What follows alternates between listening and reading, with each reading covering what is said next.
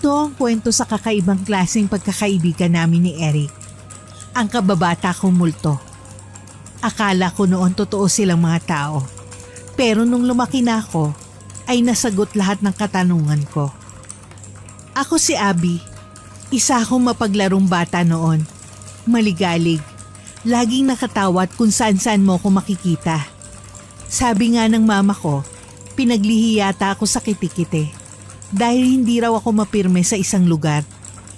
7 taon pa lang ako ay may nakalaro na ako. Mas matanda siya kumpara sa akin. Ang sabi niya 10 years old na siya. Masayang masaya ako noon. Dahil pakiramdam ko ay may kasama na ako sa lahat ng laro ko sa buhay. Siya si Eric. Nakatira siya sa bahay sa tapat namin. May iba naman akong kalaro. Kaya lang ayaw ko sa kanya dahil lagi niya akong inaasar. Lagi ako umiiyak dahil sa kanya noon. Tuwang-tuwa pa siya kapag umiiyak ako. Ang cute ko raw umiyak eh. Abby anak, halika na. Kumain na tayo. Puro ka na lang laro eh. Pagpapawisan ka na naman yan. Kapapalit ko lang sa'yo ng damit. Sige po, Mama. Apunta na ako dyan. Naglalaro lang po kami ni Eric dito. O Eric, dito ka muna ha. Kailangan na kasi namin kumain ni Mama Josie. Siguradong papagalitan na naman ako noon kapag hindi ako sumabay sa kanya. Oo naman, sige. Hihintayin kita ha. Pumunta ka ulit dito sa amin. Maglaro ulit tayong dalawa. Ngumiti sa akin nun si Eric bago ako tuluyang umalis sa bahay nila. Dali-dali akong pumasok sa bahay dahil makulimlim na noon. Baka biglang bumuhos ang ulan. Magagalit na naman si Mama Josie sa akin dahil papalitan na naman niya ako ng damit kapag nangyari yon. Pagpasok ko ng bahay ay nakita kong inaayos ni Mama Josie ang hapagkainan. Nang makita niya ako na pawis, ay nainis na naman siya sa akin. Kahit ganon, ay kumuha pa rin siya ng bagong damit para yun ang suotin ko. Saan ka na naman kasi galing ha? Ikaw talagang bata ka. Sa susunod pababantayan na talaga kita kay Aling Miding. Dahil ang kulit-kulit mo. Tumalikod ka, lalagyan ko ng tuwalya yan. Pawis na pawis ka oh.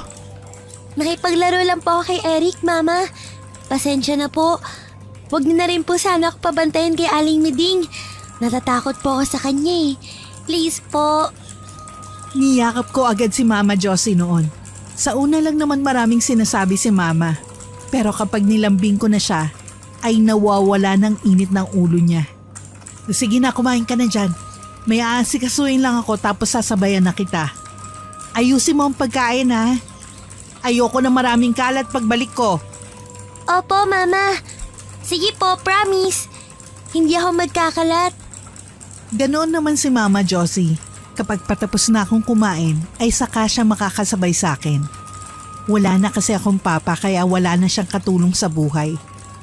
Nandiyan naman si Aling Miding para sa amin. Pero syempre, iba pa rin kung may kasama sa buhay si Mama Josie. Tuwing uwian ay pumupunta ako kina Eric dahil lagi kong sinasabi sa kanya na maglalaro kami. Ang bait-bait nila sa akin ni Lolo Greg. Kahit paano'y nakakalimutan ko na mag-isa lang ako sa amin kapag nandun ako sa kanila. Eric, nakauwi na ako. Laro na ulit tayo. Masayang binuksan ni Eric ang gate nila at pumasok na ako roon. Habang nagbababa ako ng gamit, ay nakita kong pinaghahanda kami ni Lolo Greg ng makakain. Oh, mga apo, kumain muna kayo. Lalo ka na, Abby. Tiyak ko napagod ka sa eskwela kaya kumain ka muna ng merienda. May aasikasuhin lang ako ha. Diyan na muna kayo. Pagkatapos sabihin ni Lolo Greg yon ay umalis na siya. Niyaya na ako ni Eric na kumain ng merienda dahil baka raw lumamig yung pagkain na hinanda ng lolo niya. Tara na Abby, kumain muna tayo. Baka lumamig pa yung hinanda ni Lolo Greg eh. Gutom na rin ako. Kanina pa rin kasi tayo naglalaro eh. Magpahinga muna tayo. Sige, aayusin ko muna tong mga nilaro natin. Tapos, susunod na ako sa inyo ha. Teka lang. Sabay nga kami nagmerienda ni Eric noon. Ilang minuto pa ay sinabayan na rin kami ni Lolo Greg. Habang kumakain kami, ay nasabi ko sa kanila na gusto ko silang ipakilala kay Mama Josie. Lolo Greg, Eric, ayos lang ba sa inyo kung ipapakilala ko kayo kay Mama Josie? Ilang beses na po kasi niya kayong naririnig sa akin, pero hindi pa po kayo nagkikita. Nagtaka naman ako noon dahil nagtinginan sina Eric at Lolo Greg. Para bang natakot sila at nagulat sa sinabi ko. Binigyan nila ako ng mapait na ngiti bago nila ako sagutin. Iha, mas maigi yata huwag muna. Nasabi mo rin naman sa amin ni Eric na maraming ginagawa ang Mama Josie mo, hindi ba? Nakakahiya naman kung guguluhin natin siya. Saka na lang kapag ayos na ang lahat. Oo nga, nakakaya sa Mama Josie mo kapag inabala natin siya. Saka na lang ha. Hayaan mo, may oras din para dyan. Gusto ko pa sanang ipilit sa kanila na ayos lang naman yun. At kaya naman silang bigyan ni Mama Josie ng oras pero hindi ko na ginawa. Naisip ko rin na baka nga busy din si Mama. Kung ako nga hindi niya maasikaso, ibang tao pa kaya? Naiintindihan ko naman po. Tama naman po kayo. Saka na nga lang po kapag may oras at pagkakataon na. Busy nga rin talaga si Mama. Ay nako, pawis na pawis ka na naman. Saan ka na naman nagpuntang bata ka ha? Halika nga rito. Papalitan kita ng damit. Nakipaglaro po muna kasi ako kay Eric kaya ngayon lang po ako nakauwi. Pasensya na po, Mama. Dahil lagi ko nang binabanggit si Eric, ay hindi na niya naiwasan na magtanong sa akin. Masaya ko naman ikinuwento sa kanya kung sino si Eric. Anak, lagi mo na lang binabanggit ang pangalan ng batang yan. Sino ba yan? Anak, ang bata-bata mo pa may crush ka na agad? Crush? Ano po yun? Si Eric po, yung batang nakatira dyan sa tapat ng bahay natin. Alam niyo po, sabi ko nga sa kanila ni Lolo Greg na ipapakilala ko po sila sa inyo. Kaso, ayaw naman po nila eh. Dahil sa sinabi ko ay nagulat si Mama Josie. Hindi ko alam kung bakit parang takot na takot si Mama Josie noon. Tinanong niya naman ako kung sino si Lolo Greg. Abi anak, sino naman si Lolo Greg? Yung lolo po ni Eric. Hindi niyo po ba sila kilala? Ang tagal na nga po nila dyan sa tapat ng bahay natin. Yun po ang kwento ni Eric at Lolo Greg sa akin. Dahil sa sinabi ko ay lalong natakot ang itsura ni Mama Josie. Agad niyang sinabi na wag muna akong lalabas ang bahay namin. Tinanong ko siya kung bakit. Hindi naman niya masabi sa akin ang dahilan. Abi anak, huwag ka munang lalabas ha. Hindi ka muna pwedeng pumunta sa bahay na yon simula ngayon. Kung gusto mo, ipapatawag ko na lang ang mga anak ng kumare ko para may kalaro ka. Basta, hindi ka muna lalabas. Bakit naman po? Mabait naman po sila. Kung gusto niyo po, papapuntahin ko na lang sila rito para makilala niyo po sila. Basta, bawal mo silang makita. Isa pa, ayaw ko rin naman silang makita. Hindi ko sila makikita. Talagang pababantayan na kita kay Aling Miding simula ngayon. Hindi ko maintindihan si Mama Josie noon kaya pumunta na lang ako sa aking kwarto. Doon ako umiyak. Iniisip ko noon kung bakit ayaw ni Mama Josie na makita ko sila. Wala naman silang ginagawang masama sa akin. Pagkatapos kong umiyak ay nakatulog ako. Pagising ko dahil uhaw na uhaw ay kumuha ko ng malamig na tubig. Gabi na noon kaya dahan-dahan ako sa pagkuha ng tubig. Akala ko kasi tulog na si Mama Josie. Nang ibabalik ko na ang tubig, ay narinig ko silang nag-uusap ni Aling Miding. Hindi ko tuloy na iwasan na makinig sa usapan nila dahil narinig ko ang pangalan ko na sinambit ni Aling Miding. Ano pong gagawin natin, Aling Miding? May pag-asa pa bang maipasara natin ang third eye ni Abby? Nag-aalala kasi ako para sa bata. Hindi siya dapat nakakakita ng mga ganon. Akala ko naman kasi mga totoong tao yung kalaro niya kaya hindi ko siya pinagbabawalan noon.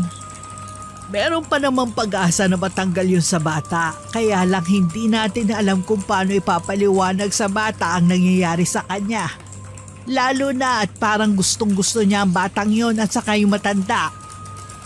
Problemado si Mama Josie noon. Napaupo na lang siya pagkatapos ay nag-iisip pa rin kung anong dapat na gawin sa akin. Dahil hindi ko sila maintindihan, bumalik na lang ako sa kwarto. Inisip ko kung ano ba nangyayari sa akin. Gustuhin ko man na tanungin sina Eric at Lolo Greg ay hindi ko magawa dahil hindi ko nga sila pwedeng makita. Simula noon ay hindi na nga ako nakakalabas. Ang higpit ni Aling Miding sa akin. Si Mama Josie naman, dahil busy ay hindi ko na rin nakikita. Isang hapon noon, pagbalik ko mula sa eskwela, ay binala kong tumakas kay Aling Miding para makausap sina Eric at Lolo Greg.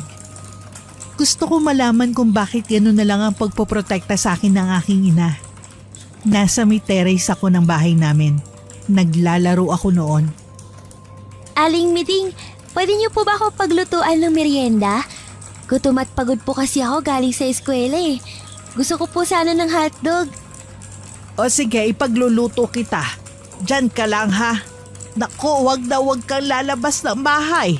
Mapapagalitan ako ng mama mo kapag pumunta ka kung saan. Opo, Aling Miding. Hindi naman po ako aalis dito. Promise po. Oh, sige. Hintayin mo ako dito at magluluto lang ako. Kapag umaambon na ay pumasok ka na sa loob ng bahay ha. Baka mabasa ka. Nang makita kong pumunta na si Aling Miding sa kusina ay dali-dali akong tumakbo sa bahay ni na Eric. Himala ay bukas ang gate nila kaya pumasok na ako. Pagpasok ko ay walang tao. Sinilip ko ang lahat ng sulok ng bahay nila pero wala talaga sila roon. Palabas na sana ako nang bigla ko narinig na tinawag ako ni Lolo Greg. Gulat na gulat tuloy ako. Nasa likod ko pala siya. Oh, Abi, napadalaw ka iha. Ang tagal-tagal mo na rin hindi nagpunta rito sa amin May problema ka ba? Wala naman po. Gusto ko lang po sanang dalawin si Eric. Kaso wala po siya eh. Kanina pa po ako paikot-ikot dito. Hindi ko po siya makita. Si Eric? Nasa may garden siya, inutusan ko. Sabi ko'y magdilig at namamatay lang yung mga halaman ko. Dahil sa sinabi ni Lolo Greg ay pumunta na ako sa may garden. Nagulat ako nang makita ko nga si Eric doon, nagdidilig. Hindi ko alam kung bakit ako natakot nung mga panahon na yon. Nung tinignan ko kasi ang garden, wala pa siya roon. Abi, nandiyan ka pala. Pasensya ka na ha. Hindi kita nasalubong kanina. May ginagawa kasi ako rito eh. Bakit ka nga pala nandito? Oo nga eh. Kaya pala bukas ang gate ninyo. Pero kanina nilibot ko ng buong bahay nyo pero wala ka pa dyan. Napatawa naman si Eric dahil sa sinabi ko. Inayos niya ang hose at nilapitan na ako. Pumasok na kami sa bahay nila. Si Lolo Greg naman ay nakita ko nagpapahinga sa tumba-tumba. Oh, mukhang ngayon ka lang nagka-oras na bumisita rito ah. Abala ka ba sa pag-aaral mo? O sa ibang tao? May kalaro ka na bang iba sa inyo kaya hindi mo na ako naaalala? Kita ko may tampo si Eric nung sinabi niya yun kaya sinabi ko talaga sa kanyang totoo. Na kaya hindi ako nakakadalaw sa kanya ay dahil ayaw ni Mama. Ayoko kasing isipin niya na may iba na akong kalaro kaya hindi na ako bumibisita sa kanya. Hindi naman ganun yun. Ayaw lang kasi ako papuntahin ni Mama Josie rito. Hindi ko din alam kung bakit. Pero sinabi ko naman sa kanila na mababait kayo. Kaso ayaw pa rin nila na lumabas ako eh. Dahil sa sinabi ko ay nagulat si Eric. Tinanong ko agad siya noon dahil hindi niya yata talaga inaasahan na ganun ang sasabihin ko. O bakit gulat na gulat ka dyan? May sinabi ba akong mali? Alam mo, ganyan din ang reaksyon ng Mama Josie ko nung sinabi ko na may kalaro ako sa bahay na to. Nagtampo pa nga ako sa kanya nun dahil ayaw niya ako maging masaya. Ha? Sinabi mo sa mama mo na may kalaro ka at dito nakatira? Sinabi mo ba mga pangalan namin sa kanya? Tanong ng tanong si Eric noon, kaya sagot lang din ako ng sagot. Sa tono nga niya ay parang takot siyang malaman ni Mama Josie ang pangalan niya. Oo, sinabi ko na may kaibigan akong Eric at may Lolo Greg ka. Alam mo, nung sinabi ko yun, hindi na nila ako pinalabas ng bahay.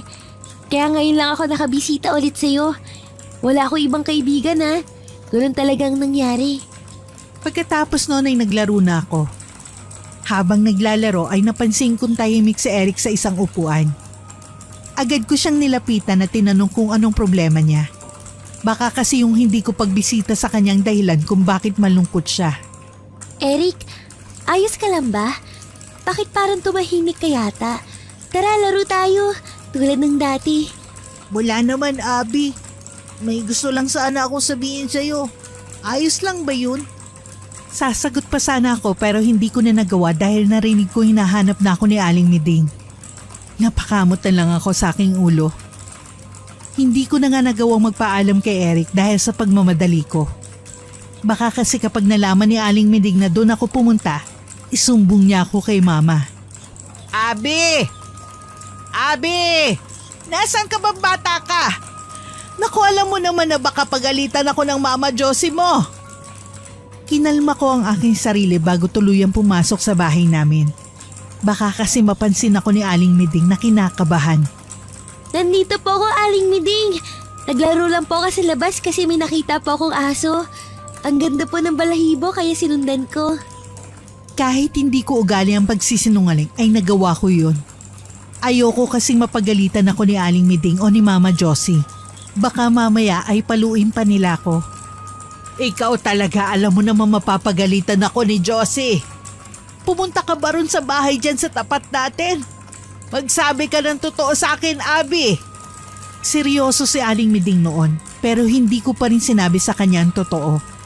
Alam ko kasi kung paano magalit si Aling Miding. Hindi po ah. Nandun lang po talaga ako sa labas. Kasi gusto ko pong makita yung aso. Hindi ko naman po kayo sasawayin, Aling Miding.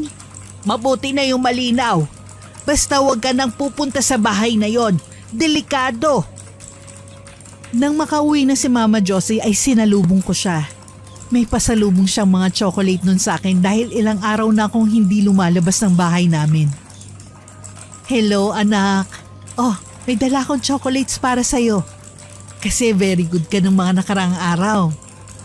Kinuha ko ang chocolates mula sa kanya at niyakap ko siya ng mahigpit at tinalikan ko siya sa pisngi. Alam talaga ni Mama na chocolates ang paborito ko. Thank you po, Mama. I love you po. Hindi ka naman ba naging makulit ngayon? Aling Miding, very good ba si Abby ngayon? Tiningnan ako maigi ni Aling Miding bago tuluyang sumagot kay Mama Josie. Kinakabahan ako noon dahil baka sabihin niya kay Mama na lumabas ako ng bahay. Hindi naman siya naging makulit sa akin, Josie. Laro nga lang siya ng laro kanina eh. Pagkatapos nagutom kaya nagpaluto ng hotdog sa akin. Nakahinga ako ng maluwag nun yun ang narinig ko mula sa kanya. Buti na lang talaga at hindi ako sinumbong ni Aling Miding. Siguro alam niya na pati siya ay mapagsasabihan kaya hindi na lang niya sinabing totoo kay Mama. Ngumiti naman ako sa kanya noon bilang pasasalamat. Kahit 7 years old na ako, ay tabi pa rin kami matulog ni Mama. Noong gabi na yon ay tinanong ko siya tungkol kina Eric at Lolo Greg. Gusto ko kasi talaga malaman kung bakit ayaw niya akong pumunta sa bahay nila. Mama, may tanong po ako sa inyo. Pero sagutin niyo po ha. Gusto ko kasi malaman ng totoo eh. Gusto ko po ipaliwanag niyo sa akin ang lahat. O sige anak, ano ba yon? Napuno tuloy ng katanungan ng mukha ni Mama noon. Ilang minuto pa ang nakalipas bago ko itanong sa kanya tungkol kina Eric at Lolo Greg. Mama, bakit po ba ayaw niyo akong pumunta ron sa bahay ng kaibigan kong si Eric? Masama po ba silang tao? Kukunin ba nila ako sa inyo? Nakita kong gulat na gulat si Mama Josie sa tanong ko, pero inayos niyang sarili niya. Para bang hinahanap ang tamang mga salita para maintindihan ko kung ano ba talaga ang sitwasyon. Anak, ganito kasi yun. Meron kang ibang kakayahan. Isang kakayahan na hindi pang ordinaryong tao. Yung Eric at Lolo Greg na sinasabi mo sa amin, hindi sila totoo. Mga multo sila, anak. Multo? Eh di ba po kapag multo hindi mababait? Mababait naman po sila. Lagi pa nga po nila ako niyayaya na kumain eh. Hindi rin po nila ako sinaktan kahit kailan. Ang sabi kasi sa akin ni Aling Miding noon, ang mga multo daw ay masasama. Kapag nagpakita raw ito sa'yo, ay gusto ka nitong kunin o di kaya'y patayin. Alam mo, hindi ko din alam kung bakit sila nagpapakita sa'yo, anak. Pero baka dahil yun sa nakita nilang mabait ka. Pasensya ka na sa akin, anak, kung gano'n na lang ang pagprotekta ko sa'yo, ha? Natatakot lang naman ako sa pwedeng mangyari sa'yo eh. Dahil nasabi na nga sa akin ni Mama kung anong dahilan kung bakit ayaw niya akong papuntahin sa bahay ni na Eric, ay naintindihan ko na siya. Bahagya ako natakot sa kanila. Paano nga kung may masama silang plano sa akin? Simula noon ay hindi na ako bumibisita sa bahay nila. Lagi ko nalang tinitignan ang bahay nila sa bintana doon sa sala. Iniisip ko pa rin kung bakit sila nagpapakita sa akin. May kailangan ba sila? Dahil hindi na nga ako nagpupunta sa bahay nila, tuwing sumisilip ako sa bahay nila, nakikita ko ngang walang tao roon. Doon ako nakumbinse na multo nga sila. Oh, anak, ayos ka lang ba? Ilang araw ka na nakatingin sa labas may problema ka ba? Umupo sa tabi ko si Mama pagkasabi sa akin noon. Tinignan niya akong maigi sa aking mga mata. Para bang sinasabi na sabihin ko sa kanya kung ano talagang nararamdaman ko. Wala naman po. Naiisip ko lang po sila. Di pa rin po kasi ako makapaniwala na multo sila. Minsan po, naiisip ko silang kamustahin. Pero natatakot din po ako minsan eh. Gusto mo ba silang makausap? Pwede naman anak. Sabi mo nga hindi ka naman nila sinasaktan, hindi ba? Payag na ako pero ngayon lang ha. Pagkatapos nito hindi na. Inisip ko mabuti kung pupunta ba ako kina Eric o hindi. Pero minabuti kong wag na silang dalawin pa. Ayos na sa akin na malaman kung multo sila. Malungkot na hindi ako makakapagpaalam ng maayos pero ganun siguro talaga. Wag na po, Mama. Baka ako rin ang dahilan kung bakit hindi sila makaalis dyan sa bahay nila. Ako na lang po ang lalayo sa kanila. Nagtaka si Mama sa sagot ko pero hindi na rin niya ako tinanong kung bakit. Ngumiti na lang siya pagkatapos ay niyakap ako. May lungkot sa mga mata ko pero ngumiti naman ako pabalik. O sige anak, magluluto muna ako. Kung gusto mo maglaro ka muna dyan. Tatawagin na lang kita kapag tapos na akong magluto. Sige po, Mama. Pagkatapos noon ay tumingin na muli ako sa bahay ni na Eric. Ang kulay-kulay ng tingin ko sa bahay nila dati. Pero nung mga oras na yun, ay para na siyang haunted house. Nakakatakot. Madilim. Nakakalungkot. Isang linggo pagkatapos namin mag-usap ni Mama Josie, ay bigla ko na lang nakita si Eric sa may terrace namin. Nakatayo siya roon at nakangiti. Noong una ay natakot ako pero dahil ayoko malaman niya na alam kong multo siya, kaya ngumiti ako. Tumingin muna ako sa paligid bago ko tuluyang pumunta sa may terrace namin. Mahina lang ang boses ko noon dahil baka marinig ako ni Aling Miding. Oh, Eric, bakit ka nandito? Hindi ka ba kailangan sa inyo? Kinakabahan ako noon pero pilit kong wag ipahalata kay Eric yon. Para ba ako nakikipag-usap sa totoong tao nung mga oras na yun? Hindi naman, kinukumusta lang kita. Hindi mo na kasi kami pinupuntahan ni Lolo Greg sa bahay namin eh. Kumusta ka na ba? Hindi ako nakakilos nung mga oras na yun. Hindi ko alam kung sasabihin ko na sa kanyang totoo tungkol sa kanila ni Lolo Greg.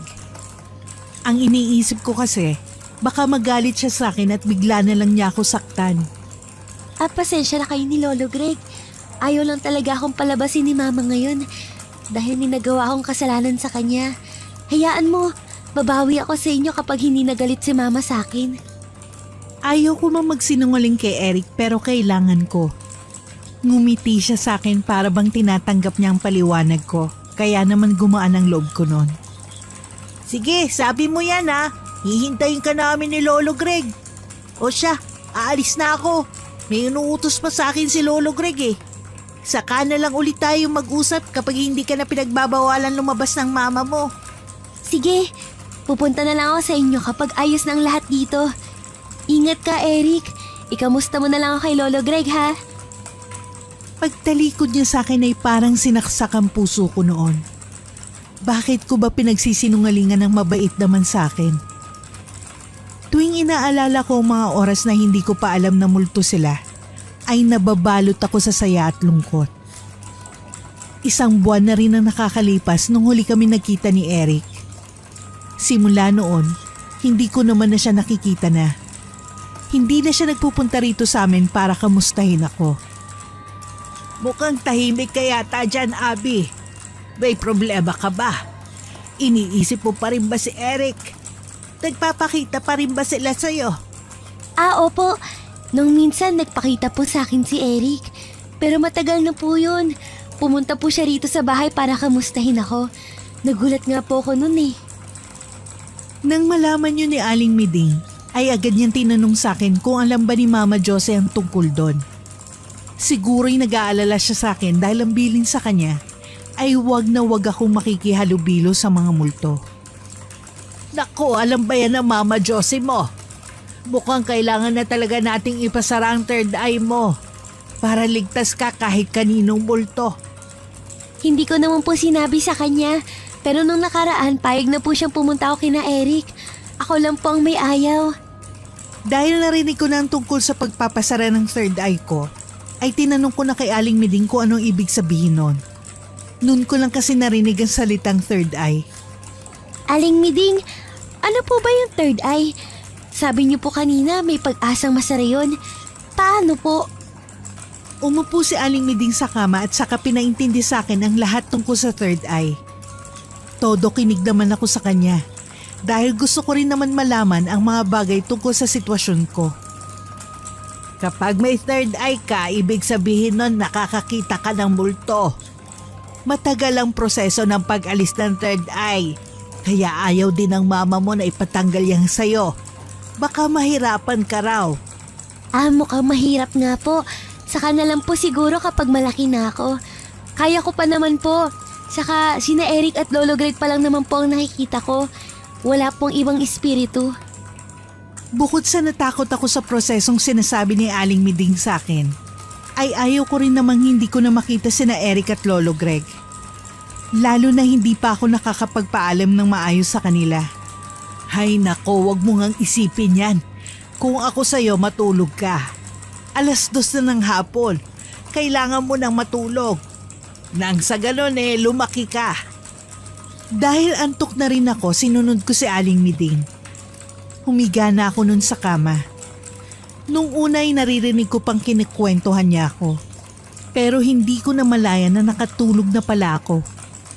Napanaginipan ko nun si Eric. Seryoso ang kanyang mukha. Parang may galit sa akin. Bumisita raw ako at nakipaglaro dahil aalis na raw kami sa tinitira namin ngayon. Eric, ayos ka lang ba? Bakit parang galit ka sa akin? Wala naman akong ginagawang masama ah. Ito nga nakikipaglaro ako sa iyo ngayon. Pagkatapos nito, iiwan mo na ako, di ba? Narinig ko kayo ng Mama Josie mo. Aalis na kayo rito dahil minumulto namin kayo. Abi, bakit ganoon? Mabait naman kami sa'yo ah. Ha? Hindi naman ako sasama kay Mama Josie. Nandito nga ako, diba? Naglalaro nga tayo eh. Tara na, maglaro na tayong dalawa. Huwag mo nang isipin yun. Hindi naman ako aalis. Sinungaling! Kahit kailan, napakasinungaling ng mga tao. Bahala ka na dyan, Abi. Kaala ko, iba ka. Yung pala, isa ka rin sa kanila. Nagkamali ako na kinaibigan kita. Dahil sa sigaw ni Eric ay bigla na lang ako nagising. Nagulat si Aling Miding sa akin noon. Agad siyang pumunta sa tabi ng aking kama. Abe, ayos ka lang ba? Nananaginip ka ng masama. Teka, kukuha muna ako ng tubig para may mainom ka ha. Saglit lang. Kumuha nga nun si Aling Miding ng tubig habang ako naman ay takot na nag-iisip kung ano ba talagang ibig sabihin ng panaginip ko na yon. Isa lang ang nasa isip ko noong mga oras na yon. Kailangan ko magpaalam kay Mama Josie para makapunta ako sa bahay ni na Eric. Pagkatapos ko uminom ng tubig ay dali-dali akong pumunta sa kwarto ni Mama Josie. Kahit gabi na ay nagpaalam pa rin ako dahil hindi talaga mawala sa isip ko ang panaginip kong yun. Nakasunod naman sa akin si Aling Miding noon. Oh, Abi, anak, parang nagmamadali ka. May problema ba? Sabi ni Aling Miding, nakatulog ka na ro kanina. Ipapalipat na sana kita rito sa kwarto ko kaso nagising ka naman. Ano yun anak, may kailangan ka ba? Napanaginipan ko po kasi si Eric, Mama. Nakakatakot po yung panaginip ko. Kaya gusto ko po sanang magpaalam na pupunta ako sa bahay nila bukas. Gusto ko po sanang makausap si Eric. Gusto mo ba samahan kita sa pagpunta mo roon para hindi ka matakot? Ako ang nag-aalala para sa iyo, anak eh. Kaya mo bang ikaw ang pumunta roon? Kaya ko na po to, Mama. Nakakapunta naman po ako noon dati mag-isa. Saka naniniwala po ako na mabait pa rin si Eric. At iintindihin niya kung ano man ang sasabihin ko sa kanya. Huwag po kayo mag-alala sa akin, Mama. Sasabihin ko naman po sa inyo agad kapag may ginawa po siyang masama sa akin. Okay, sige anak. Mukhang kailangan yung mag-usap ng kaibigan mong si Eric. Sana'y maintindihan niyang tao ka at siya ay isa ng multo. Sana nga. Kahit masakit ay gagawin ko pa rin ito dahil hindi rin naman madali para sa akin na makipagkaibigan sa multo. Oo, mabait naman sila ni Lolo Greg. Pero nang dumami na ang tanong sa isip ko, ay hindi ko na rin alam kung dapat ko ba silang pagkatiwalaan o hindi. Inabukasan, pagkatapos ko sa eskwelahan ay dumiretso ako sa bahay ni na Eric. Bukas na naman ang gate nila kaya dumiretso na ako. Pagpasok ko sa bahay nila ay nakatayo si Eric sa may pinto. Nakatingin siya sa akin. Seryoso ang kanyang mukha. Oh, bakit ngayon ka lang? Akala ko ba may ayusin ka lang sa inyo? Hindi mo na ako dinalaw. Kinalimutan mo na ba ako? May lungkot at tampo sa boses niya kaya agad ko siyang niyaya para maglaro.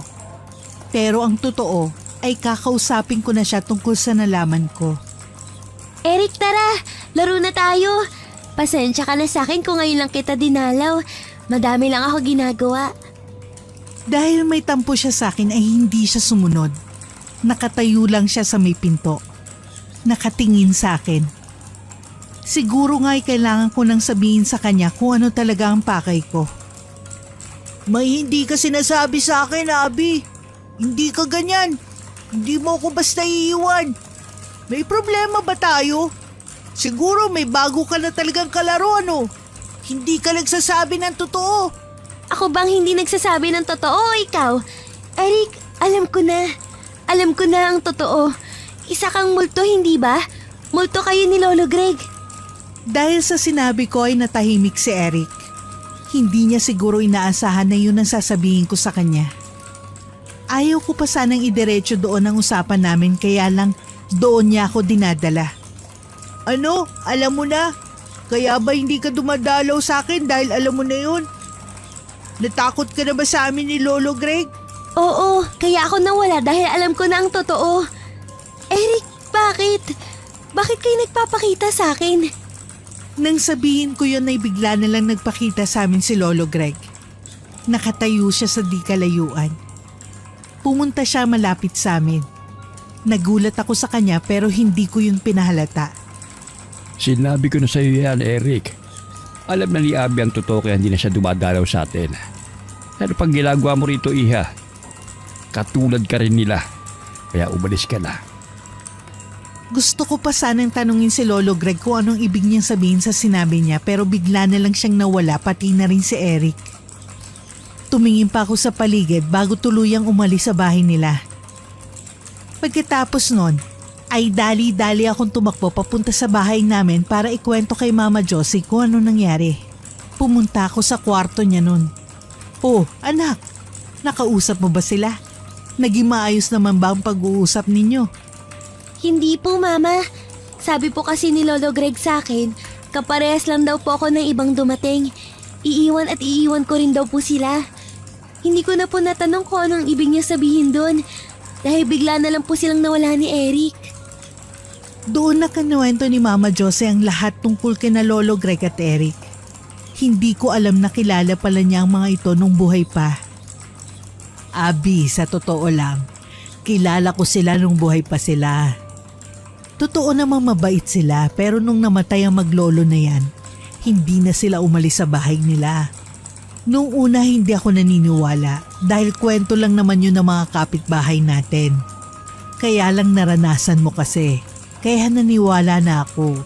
Pwede po bang matanong kung bakit sila namatay, Mama? Namatay sila dahil pinagnakawan ng bahay nila. Pinagsasaksak sila ng mga magnanakaw habang natutulog. Buhay pa si Eric nung dinala sa ospital pero hindi na rin niya kinaya. Kasi ang dami niyang saksak noon. Nang sabihin yun sa akin ni Mama Josie ay hindi ko naiwasan na hindi maawa kay Lolo Greg at Eric. Naiintindihan ko na kung bakit ganun na lang nila protektahan ang bahay nila. Kaya siguro hindi sila makaalis doon dahil sa nangyari sa kanila. Akala siguro nila lahat ng tao na makikilala nila masama.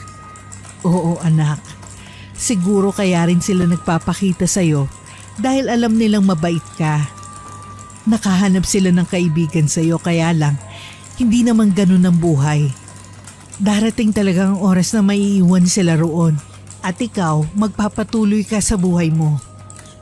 Simula noon ay lagi ko na nakikita sina Eric at Lolo Greg sa panaginip ko. Minsan masasaya ang alaala namin na nakikita ko. Pero madalas ay nakakatakot. Sinasabihan ako ni Eric ng kung ano-ano sa panaginip ko. Pagkatapos nun, ay napagpasyahan ni Mama Josie na umuwi muna kami sa Maynila. Nakatira kasi doon ang mga tiyahin ko. Sabi ni Mama Josie, para raw hindi ko maisip si Eric ay dun muna kami. Habang sila ay nagsasaya, nakaupo lang ako sa sala. Nakatingin ako sa bintana. Nang makita ako ni Mama Josie ay nilapitan niya ako. Abi, pumunta ka ron sa Tita Lydia mo. Hinahanap ka nila sa akin, nandito ka lang pala. May problema ka ba anak? Wala naman po, Mama. Hindi lang po ako sanay na madaming tao sa paligid. Kaya nandito lang po ako. Pero pupunta naman po ako sa kanila mamaya. Naiintindihan ko anak. Sige, maiwan muna kita dyan, makikipagkwentuhan pa ako sa kanila. Mamaya kakain na tayo ha? Niluluto ko pa kasi ang ulam. Tumango na lang ako at ngumiti. Tumingin na lang ulit ako sa bintana pagkatapos noon. Pagkatapos ng kalahating oras ay niyaya na rin ako ni na Mama at Tita Lydia na kumain. Nung mga oras na yon, ay hinayaan ko munang mag-enjoy ako sa kinakain ko at hindi ko muna inisip kung anong mga bagay. Nang sumapit ang gabi, tumabi ko kay Mama Josie. Yakap-yakap niya ako ng mahigpit noon. Dahil sa sobrang tahimik ko, ay hindi na niya naiwasan na magtanong sa akin. Abi, ayos ka lang ba? Kanina pa kita napapansin na tahimik ka. Nandito nga tayo para mag-enjoy, hindi ba? Iniisip mo pa rin ba sila? Mama, may gusto po akong aminin sa inyo. Sina Eric at Lolo Greg po kasi lagi ko nang napapanaginipan. Simula nung huli silang magpakita sa akin, hindi po nila ako nilulubayan pagkatapos nun. Ha? Naku anak, bakit hindi mo naman sinabi sa akin? Hayaan mo, pagbalik natin doon ipapabless ko ang bahay nila para lumayas na ang kaluluwa nila roon. Tumango ako noon at natulog na. 2 linggo lang naman ako sa Maynila, kaya pagbalik namin ay yun agad ang inasikaso ni Mama. Sinabi niya kay Aling Miding na maghanap ng pare para mapabless ang bahay ni na Eric. Aling Miding ha? Yung pinapakisuyo ko. Madami ka naman sigurong kakilala na pari sa malapit na simbahan dyan. Kailangan kasi agad na mapabless yung bahay na yan. Para tigilan na ni na Eric at Lolo Greg ang anak ko. Oo, nakausap ko naman si Father Gilbert. Pupunta raw siya bukas para i-bless yung bahay. Huwag ka mag-alala, Abi. Matatapos na rin ang pagpapakita nila sa'yo. Tumango lang ako noon pagkatapos ay tahimik na pumunta sa kwarto ko. Iniisip ko kung talaga bang hindi ko na sila makikita pagkatapos ng blessing ng bahay nila. May halong lungkot at saya ang nararamdaman ko. Malungkot dahil hindi ko na sila makikita at masaya naman dahil magpapahinga na ang kaluluwa nila. Kinabukasan nga ay nagtungo na kami sa bahay ni na Eric at Lolo Greg para sa blessing ni Father Gilbert. Tahimik lang ako noon. Hawak-hawak ang isang maliit na kandila.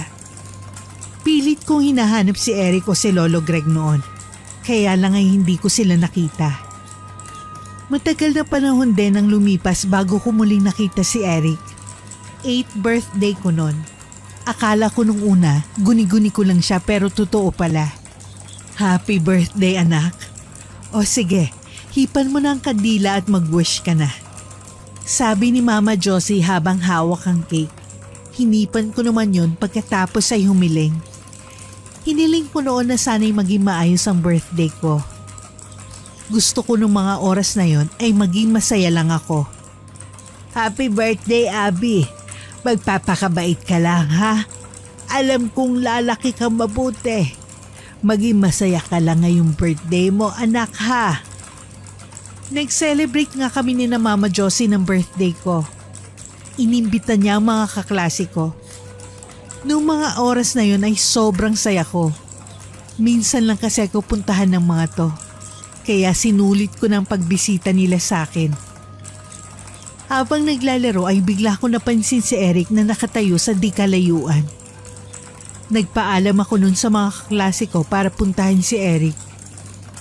Tumingin pa ako sa paligid dahil baka nakatingin sa akin sina Mama Josie at Aling Miding. Buti at abala sila sa mga bisita kaya lumapit na ako kay Eric. Eric, totoo ba to? Nakikita na kita ulit? Ang tagal na nung huli tayo nagkita. Akala ko hindi ko na kayo makikita dahil pinabless na ni Mama Josie ang bahay niyo, di ba? Hindi naman kami umalis eh. Ilang beses na rin may nagtangka na gawin yun. Pero balik pa rin kami ng balik sa bahay namin. Ayaw na ni Lolo Greg na makipagkita pa ako sa'yo pero tumakas lang ako. Alam ko kasi birthday mo. Happy birthday, Abby. Sana maging masaya ka sa party mo. Salamat, Eric. Alam mo, matagal ko na rin iniisip kung makikita pa kita o hindi. Muntik na nga ako mawala ng pag-asa. Buti ngayon nagkita na tayo ulit. Pagkatapos kong sabihin yun ay bigla na lang siyang nawala. Hinanap ko pa siya sa paligid pero hindi ko na siya makita.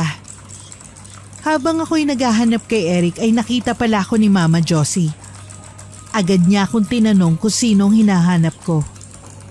O Abby, bakit parang may hinahanap ka yata? Nandun ang mga kalaro mo ah. Pumunta ka na ron at baka hinahanap ka na nila. Akala ko po kasi nandito ng kalaro kong si Vanessa.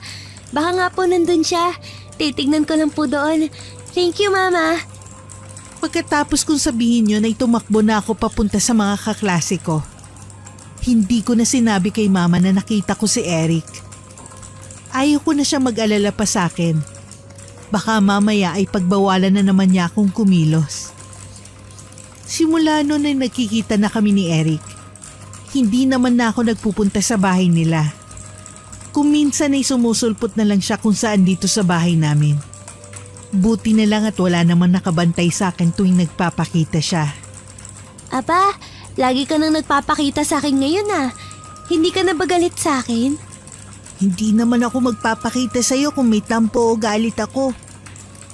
Ang akin lang, kaibigan pa rin ang turing ko sa'yo kahit na ganun na nangyari noon.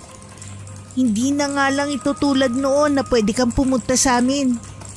Sa sinabi niya, alam kong hirap na rin siya makipagkaibigan sa akin pero ginagawa pa rin niya dahil naging malapit kami sa isa't isa. Nagulat na lang kami nang biglang nagpakita sa amin si Lolo Greg. Agad akong pumunta sa may terrace para dun sila kausapin. Baka kasi marinig ako ni Mama Josie o ni Aling Miding. Eric, hindi ba't sinabi ko na sa'yo na bawal ka na makipagkaibigan sa kahit na sinong tao? Lalo na kung si Abby ang lalapitan mo. Alam mo naman na masama silang lahat, hindi ba? Lolo, hindi naman po kasali sa mga masasamang tao si Abby. Hindi naman po siya katulad nung ibang nagiging malapit sa inyo noon. Hindi niya po tayo sasaktan. Hindi ba talaga, Eric? Kung ganon, bakit hinayaan niya ang nanay niyang ipabless sa pare ang bahay natin? Kung mahal at naiintindihan niya tayo, hindi niya dapat ginawa yon. Hinayaan na lang sana niya tayong manahimik dito. Hindi na ako nakapagsalita noon dahil iyak na lang ako ng iyak sa nakita ko. Hindi pa nga talaga handa ang dalawa na iwanan ng kanilang buhay dito sa mundo. Habang umiiyak ay nakita ko ni Aling Miding. Oh, Abby, anak, bakit ka naman umiiyak? Nandito ka pa sa may terrace. Pumasok ka nga rito sa loob. Dito tayo mag-usap na dalawa. Ano ba nangyari, anak? nakikita ko na naman po kasi sina Eric at Lolo Greg. Nag-aaway po sila dahil sa akin. Ayaw pa po nila ako lubayan eh. Aba, kailangan na malaman ito ng Mama Josie mo. Kailan mo pa sila nakikita? Akala ko'y wala na yun. Kaya hindi na natin napag-uusapan. Huwag niyo pong sasabihin kay Mama, Aling Miding. Ayoko pong mag-alala po siya sa akin. Ayos lang naman po ako. Wala naman po silang ginagawang masama sa akin. Tumango noon si Aling Miding sa akin. Pagkatapos ay pinalapit niya ako sa tabi niya. Pinunasan ko ang aking luha pagkatapos ay sinubukan kong kalmahin ang aking sarili. Abe, alam mo ba na kaya hindi rin sila mawala? Ay dahil ayaw mo silang bitawan. Kung ako sa'yo, bitawan mo sila para mawala na talaga sila. Sa sinabi ni Aling Miding ay napag-isip-isip kong tama siya. Baka ako nga lang ang humahawak sa kanila kaya hindi sila makaalis. Lalo na kay Eric. Dahil sa sobra naming magkaibigan ay ayaw na niyang umalis. Hinintay kong magpakita muli si Eric sa akin. Gusto ko siyang makausap. Medyo matagal din na panahon bago siya nagpakita sa akin. Nasa may terrace ako noon nang bigla na lang may tumawag sa akin. Psst! Abi! Halika rito! Agad-agad akong lumapit sa kanya noon. Nakangiti siya sa akin. Habang ako'y papalapit sa kanya, ay naiiyak ako dahil baka ito na ang huling pagkikita namin ni Eric. Eric, bakit ngayon ka lang nagpakita? Ang tagal na ng huli kitang nakita. Kamusta ka na? Ayos naman ako, Abi. Ikaw, kumusta ka na? Pasensya ka na kung gano'n na nangyari nung huli tayo nagkita ah. Wala na kasi talagang tiwala si Lolo Greg sa mga buhay na gaya mo eh. Kahit kailan nga siguro, hindi na tayo magkakaintindihan dahil patay na kami. Kayo, masaya pa nabubuhay dito sa mundo. Bahagya ako nalungkot sa sinabi ni Eric. Nakakalungkot naman kasi talaga ang kanilang kalagayan. Maayos naman kasi silang nabubuhay noon. Pero dahil lang sa pagnanakaw, ay kinuha ng kung sino man ang tsansa nilang mabuhay. Naiintindihan ko, Eric. Nakwento naman kasi sa akin ni Mama Josie kung ano nangyari sa inyo noon. Naiintindihan ko rin si Lolo Greg kung bakit wala na siyang tiwala sa akin ngayon. Pero may gusto sana ako sabihin sa'yo, Eric. Tumingin ako sa kanya at ngumiti siya sa akin. Para bang alam niya agad kung anong sasabihin ko sa kanya. Naluluha na rin ako kahit wala pa akong sinasabi. Alam ko na ang mga tingin na yan. Kailangan na namin umalis, no? Kailangan naming tanggapin na wala na kami sa mundong to. Kahit na ayaw pa naming lumisan. Nadurog ang puso ko nang tinanggap na niya ang kanyang kapalaran. Kahit malungkot ay maluwag naman sa puso ko na pakawala na rin siya. Pagkatapos ng pag-uusap naming yon, ay agad na pinasara na ni Mama Josie ang aking third eye. Para wala na raw ako makita ng mga multo kahit kailan. Pumayag naman ako dahil baka kung ano pa mangyari sa akin kapag hindi pa ako sumunod doon. Wala na nga ako nakita na kahit anong multo pagkatapos kong ipasara ang third eye ko. Tumungtong na ako ng 25 years old. Naging normal na ang buhay ko. Kaya lang kapag kinikwento ko sa taong aking karanasan, ay bigla na lamang nila akong nilalayuan. Hindi ko naman sila masisisi dahil hindi naman talaga madaling makasama ang isang tulad ko.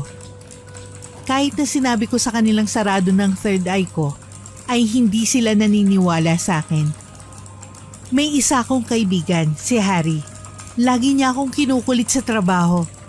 Kung minsan ay naiinis ako sa kanya pero hindi ko nalang pinapahalata. Oh, Abi, wala ka bang kasabay kumain? Tara, kumain muna tayo. Treat ko. Mahaba pa naman ang oras para sa next shift mo, hindi ba? Hindi ako sumagot sa kanya dahil may ginagawa pa ako. Ilang minuto pang lumipas bago niya ako tinanong ulit. Abi, okay ka lang ba? Hindi mo ba narinig yung sinabi ko sa'yo? Sabi ko kumain tayo. Treat ko. Parang lalim ang iniisip mo ah. Pasensya ka na. May ginagawa pa kasi ako kaya hindi ako agad nakasagot. Ayos lang naman. Kaya lang, bakit? Bakit mo kayo ililibre? Magkaaway nga tayo, di ba? Hindi ko alam kung bakit siya natawa sa sinabi ko. Mas lalo tuloy ako nainis sa kanya. Ay nako, parang nabuhay na lang talaga siya para asarin ako. Alam mo, ikaw lang naman na nag-iisip na magkaaway tayo eh. Ang sungit mo kasi. Pikon palagi kaya inaasar kita eh. Ha? Talaga ba? Ang bait ko nga sa'yo. Ikaw tong masungit sa atin eh. Pero sige, dahil wala naman akong kasabay kumain ngayong break, payag ako sa offer mo. Saan ba tayo kakain?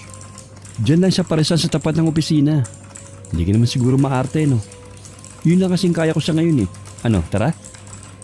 Hindi naman talaga ako maarte sa pagkain kaya pumayag na ako. Ayos din naman ang Paris noon dahil malamig ang panahon. Habang kumakain kami ay bigla na lang siyang nagsalita. Pero hindi naman ako ang kausap niya.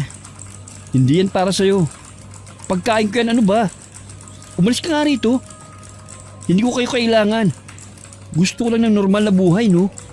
Dahil sa gulat ay napatingin ako sa kanya at napatanong. Tahimik kasi akong kumakain ng Paris sa tabi niya noon. Tapos bigla na lang siyang magsasalita. Hari, ayos ka lang ba? Ako ba yung kausap mo? Sa nakikita ko kasi tayo lang naman ang nandito. Saka wala ka namang katabi dyan sa kaliwa. Para bang nabuhusan ng malamig na tubig si Harry nung sinabi ko yon. Hindi niya siguro sinasadya na magsalita ng malakas. Akala niya siguro ay nasa isip lang ang kanyang sinabi.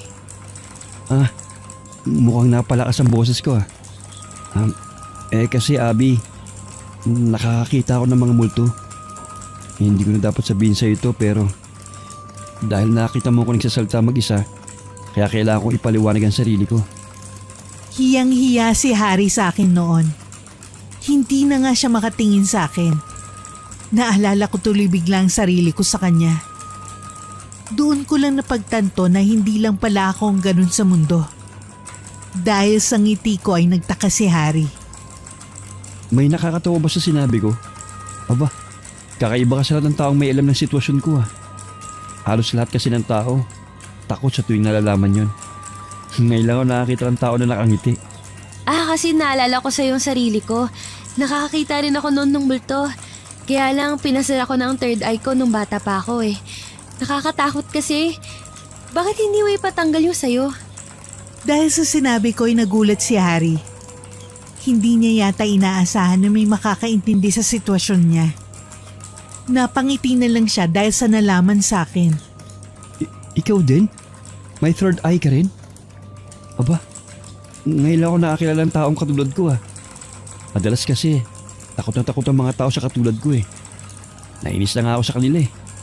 Hindi naman silang nakakita, tapos sila pa yung natatakot. Diba dapat ako yun? Ako yung nakakita ng multo eh. Natawa naman ako sa sinabi niya. Oo nga naman. Bakit nga ba kailangan nilang matakot hindi naman sila yung nakakakita? Mga tao nga naman. Hindi ko nga rin alam sa mga yan kung bakit ganun ang tingin nila sa atin. Ako, kahit sarado ng third eye ko, feeling pa rin ng iba na bukas pa rin to. Napagod na ako kakapaliwanag. Kaya wala akong kaibigan. Ikaw, bakit ba hindi mo ipasara yung third eye mo? Para di mo na sila makita at hindi ka na nila guluhin. Natahimik si Harry dahil sa sinabi ko.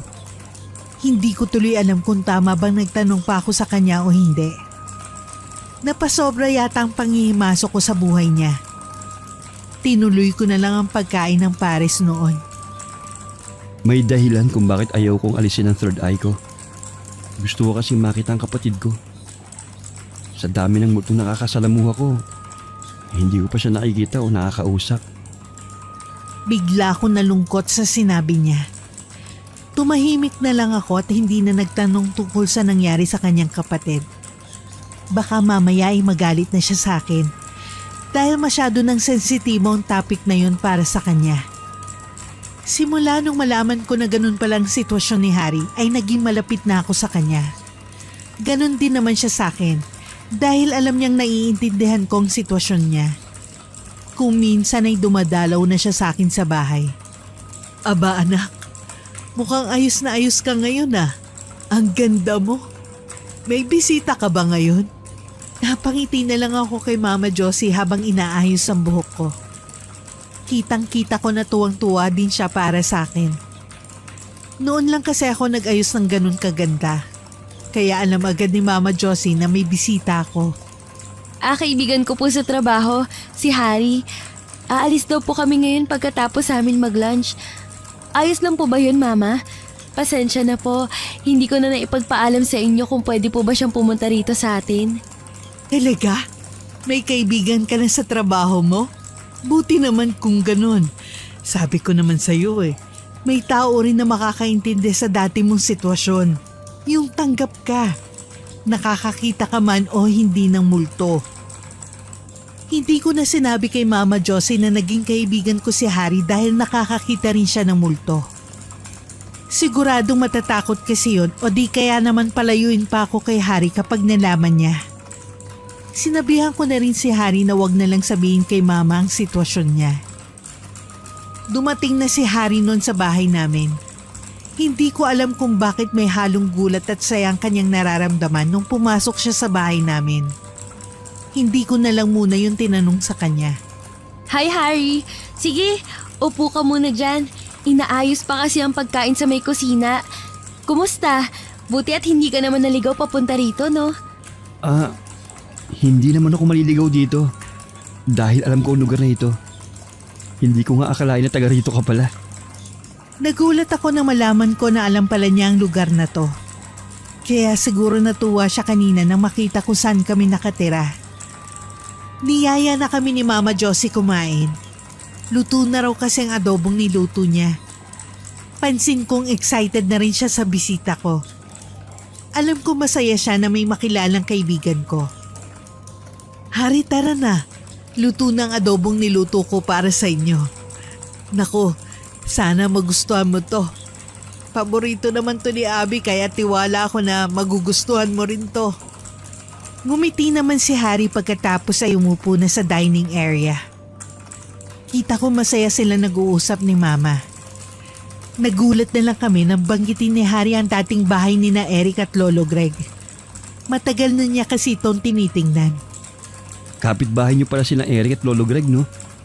Ang liit talaga ng mundo. Hindi ko akalain na ibabalik ako ni Abby sa lugar kung saan nakatira ang kapatid ko. Ha? Kapatid mo si Eric? Paano? Hindi naman kita nakikita rito. Wala nang dumalaw sa bahay nila simula nun. Nagulat naman si Harry dahil kilala ko si Eric. Hindi ko naman kasi nakwento sa kanya na sila ang nakikita ko. Doon ko nalaman ang kwento. Habang kumakain kami ay nakikinig lang kami kay Harry. Doon na kasi ako nakatira sa Maynila noon. Hindi na ako pinapauwi rito dahil wala na nga si Kuya Eric. Ayaw na nila ako mahirapan sa pag-move on ko. Kaya hindi na ako umuwi kahit kailan dito. Nung tumanda ako, saka na lang ako bumalik dito. Ramdam kong gustong sabihin ni Mama Josie na nakikita ko si Eric at Lolo Greg nung bata pa ako. Pero ayaw na rin niyang takutin si Harry kaya pinigilan na lang niya ang sarili niya. Oo nga. Masyadong maingay ang nangyaring krimen kina Eric at Lolo Greg noon.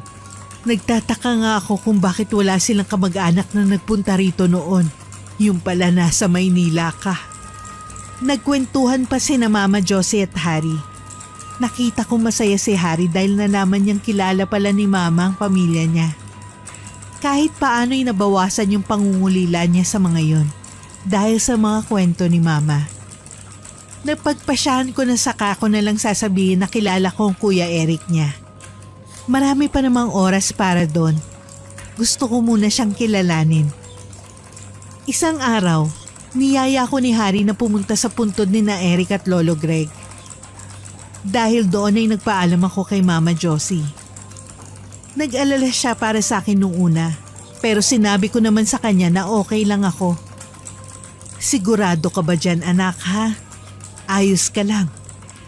Sasabihin mo na ba sa kanya na nakikita mo noon sina Eric at Lolo Greg?